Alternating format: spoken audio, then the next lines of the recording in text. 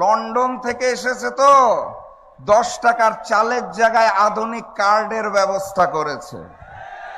কারণ নতুন জালেম নতুন কায়দায় চাঁদাবাজির পরিকল্পনা করেছে, তার নাম হচ্ছে কার্ড। ফ্যাসিস্ট শেখ হাসিনা বলেছিল 10 টাকা কেজিতে চাল দিব, 5 টাকায় ডাল দিব, ঘরে ঘরে চাকরি দিব। মনে আছে আপনাদের? 10 টাকা কেজিতে চাল পেয়েছিলেন, 5 টাকার ডাল, ঘরে ঘরে চাকরি। লন্ডন থেকে এসেছে তো 10 টাকার চালের জায়গায় আধুনিক কার্ডের ব্যবস্থা করেছে।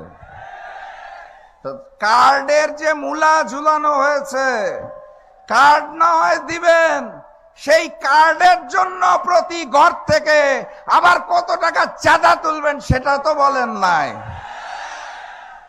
এই সব আধুনিক কার্ডের মূলা ঝুলাবেন না, বাস্তবসম্মত কথা বলুন। যদি মনে করেন আগামীর বাংলাদেশ গড়ে তোলার জন্য কাঁধে কাঁধ মিলিয়ে আমরা একসাথে কাজ করতে রাজি আছি, তাহলে আমি বিএনপিকেও আমন্ত্রণ জানাবো। ডাক্তার শফিকুর রহমান প্রধানমন্ত্রী হওয়ার পরে আপনারা আসুন, ডাক্তার শফিকুর রহমানকে প্রধানমন্ত্রী মেনে নিয়ে আমরা একসাথে দেশ গড়ে তুলি।